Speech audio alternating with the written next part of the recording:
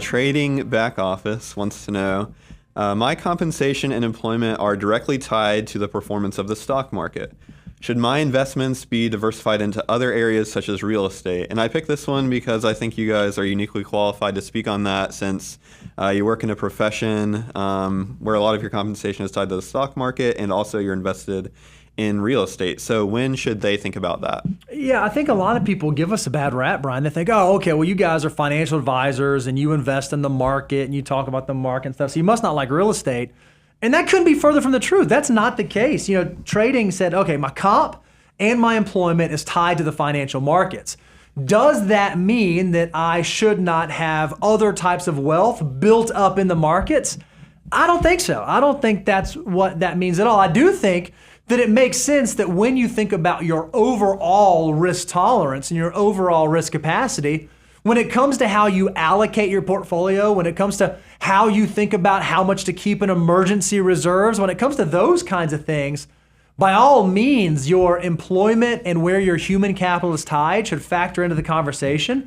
But I don't think there's anything wrong with building wealth inside of the financial markets, using Roth IRAs, using 401ks, using HSAs.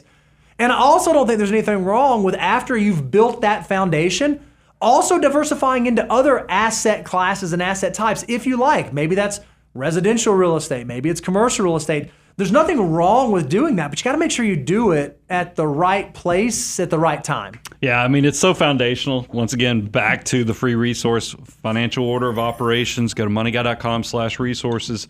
This is exactly why we created this type of system. So you can think about, what's the best way to maximize my next dollar?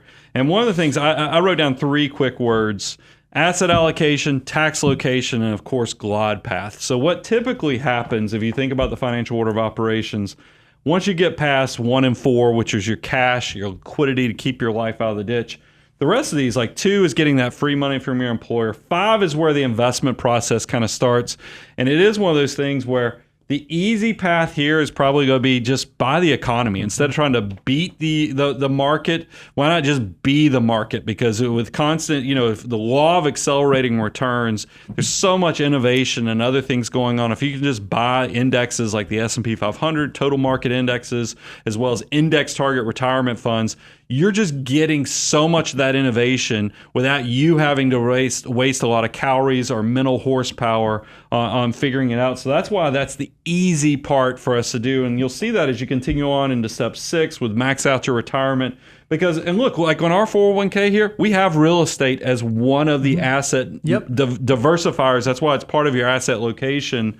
But then, so there's nothing wrong with having asset allocation that goes beyond just the stock market. We love the index funds because they are capturing what's going on in the economy and the growing. We know 8 out of 10 years markets are typically going up because us as humans keep growing, innovating, and making more stuff that you can kind of expand your financial security off of. But that doesn't mean that a 20-year-old version of yourself is going to be completely different on how you invest from a 65-year-old version of yourself, because behaviorally, we just don't need to be taking that much risk once we've won the game. So you're going to have a glide path, meaning you're super aggressive while you're young. You get more conservative once you've won the game as you're getting older, because it's get wealthy behavior and then there's stay wealthy behavior. You have to know that there is a process that you have to walk through, and that's the glide path that will work through that asset allocation, changing from aggressive to being more conservative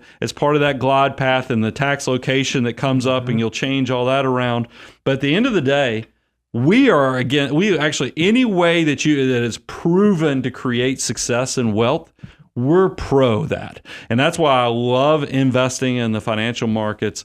I love investing in diversifiers like, the fixed income, as well as real estate. It's just that a lot of people do things in the wrong order. They usually get their risk spectrum all messed up, and that then bleeds into the behavioral problems, or they're financially you can't handle. Because a lot of people, we love real estate, but we love if you go actually buy real estate, not invest in REITs or real estate mutual funds or index funds. We're talking about actually get into active ownership of real estate. I do think that that's a step 8 of the financial order of operations, because it just requires you to have much more of a financial foundation, because we know financial markets, I mean, real estate specifically is typically levered money, meaning you have to borrow money. You put down a smaller down payment, you go borrow money. So whenever you lever anything, you better have the deep enough pockets or the foundation so that if somebody's not paying you money for the access to your real estate, that you can still make your monthly payments. And I think that's a lot of people get excited about levered real estate when it's making money and it's appreciating, because you're getting a double whammy. You're getting every loan payment you make, you own a little bit more of the house, but you're also super excited because when it goes up, especially in a high inflationary period like we just came through, you're like, whoa, I'm making so much money on this real estate. Nobody ever tells you what's on the other side of the mountain when we come down or when things adjust. And we are in a period right now where real estate is actually going down in value in a large portion of the United States right now. And what if somebody doesn't want to rent your property? What if, what you bought at this point, but now it's worth less, so you can't go borrow as easily?